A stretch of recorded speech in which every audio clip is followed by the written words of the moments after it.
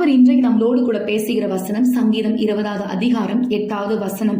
அவர்கள் முறிந்து விழுந்தார்கள், நாங்களோ எழுந்து நிமிர்ந்து நிற்கிறோம். இந்த வேத வசனத்துல 2 கூட்டத்து ஜனங்களை குறித்து சொல்லப்பட்டிருக்கு. முதல் கூட்டம் முறிந்து விழுந்தார்கள், இரண்டாவதா இருந்தவங்க விழுந்தாலும் எழுந்து நிமிர்ந்து நின்ற ஒரு கூட்டம். இவர்கள் யார்? விழுந்தவர்கள் யார்? நிமிர்ந்து நின்றவர்கள் யார் என்று முந்தின வசனம் 7வது வசனம் சொல்கிறது. சிலர் ரதங்களை குறித்தும் சிலர் குதிரைகளை குறித்தும் மேன்மை பாராட்டுகிறார்கள். நாங்களோ எங்கள் தேவனாகிய கர்த்தருடைய நாமத்தை குறித்தே மேன்மை பாராட்டுவோம்.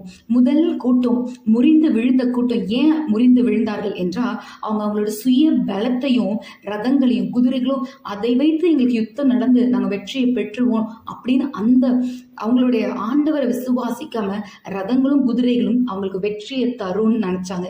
ஆனா 2வது கூட்டத்து ஜனங்கள் ரதங்களையும் குதிரைகளையும் விசுவாசிக்காமல் கர்த்தருடைய நாமத்தை விசுவாசித்து அதை மேன்மை பாராட்டினார்கள். அப்படிப்பட்ட ஜனங்கள் விழுந்தாலும் எழுந்து நிமிர்ந்து நிற்பார்கள். விசுவாசிகளாகி நமக்கு இருக்கிற நம்பிக்கையும் அதுதான். நம்ம ஆண்டவரை விசுவாசிக்கிறதுனால நம்ம வாழ்க்கையில எத்தனை முறை விழுந்தாலும் நிச்சயமாக எழுந்து நிமிர்ந்து நிற்க கர்த்தர் நமக்கு கிருபை கொடுப்பார். ஆமேன்.